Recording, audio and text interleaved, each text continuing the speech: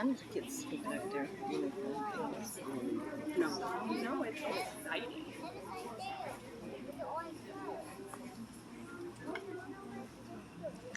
Right there in the front. See the butterfly thing?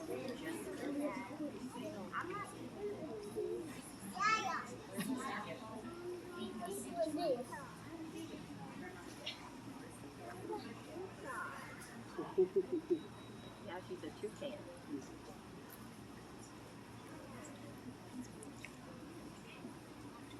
Welcome families, friends, and everyone else to our play, The Great Cape Hope Tree, at summer school here at Randolph-Howell. The kids have been working really hard and they're all very excited to show you what they've learned.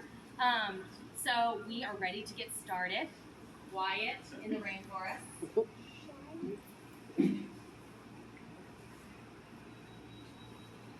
Two men walked into the rainforest. Moments before, the forest had been alive with the sounds of squawking birds and howling monkeys. Now, all was quiet as the creatures watched the two men and wondered why they had come. The larger man stopped and pointed to the great Cape Hope tree. Then he left. The smaller man took the axe he carried and struck the trunk of the tree. Whack! Whack! Whack! The sounds of the blows rang through the rainforest. The wood of the tree was very hard. Chop! Chop! Chop! The man wiped off the sweat that ran down his head and neck. Whack! Chop! Whack! Chop! Soon the man grew tired. He sat down to rest at the foot of the great Cape Hope tree. Before he knew it, the heat and the hum of the forest had lulled him to sleep. A boa constrictor lived in the Cape Hope tree. He slithered down its trunk to where the man was sleeping. He looked at the gash the axe had made in the tree. Then the huge snake slid very close to the man and hissed loudly in his ear. Senor, this tree is a tree of miracles. It is my home. Do not chop it down. A bee buzzed in the sleeping man's ear.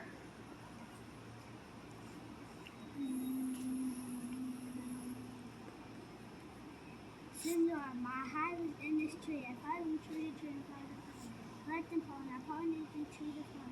You see all living things depending on one another.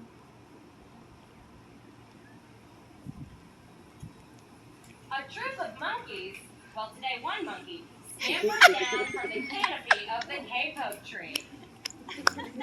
He chattered to the sleeping man. Senor, we have seen the ways of man. You chop down one tree, then come back for another and another. If you chop them all down, the forest will become a wasteland. A toucan, a macaw, and a cock of the rock flew down from the canopy. Senor, you must not cut down this tree. Senor, if you chop down trees, many people will settle on the land. They set fire to clear the underbrush and soon the forest disappeared.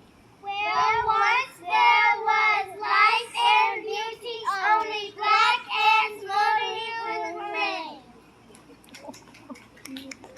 A bright and small tree frog crawled along the edge of a leaf.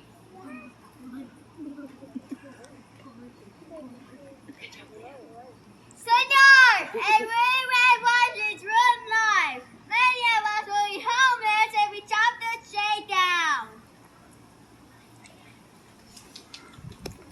Two jaguars had been sleeping along a branch in the middle of the tree. Because their spotted coats blended into the dappled light and shadows of the understory, no one had noticed them.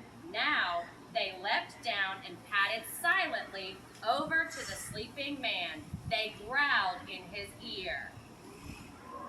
Senor, this tree is home to many birds and animals.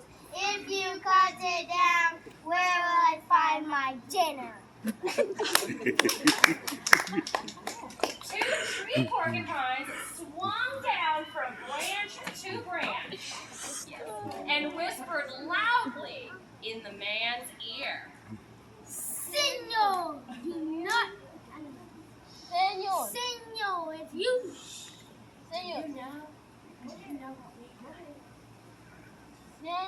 Senor, do not shock. Senor, do you know what we animals and humans need to live? Oxygen. If you cut down trees, you'll destroy that which gives us life. Several anteaters climbed down the capo tree with their young clinging to their backs. The unstriped anteater said to the sleeping man, Senor, you are trying down this tree with your dark crazy future. What happens tomorrow depends on what you do today. The big man tells you to chop down this beautiful tree. He does not think of his own children. His tomorrow must live in a world without trees.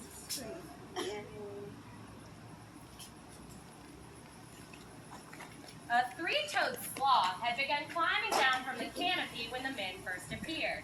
Only now did he reach the ground. Plodding ever so slowly over to the sleeping man, he spoke in a deep and lazy voice.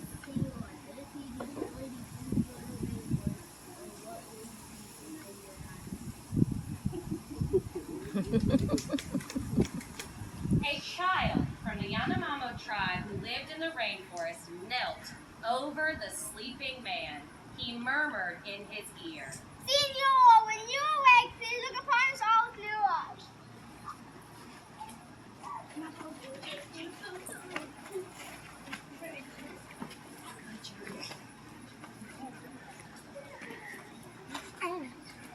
The man awoke with a start.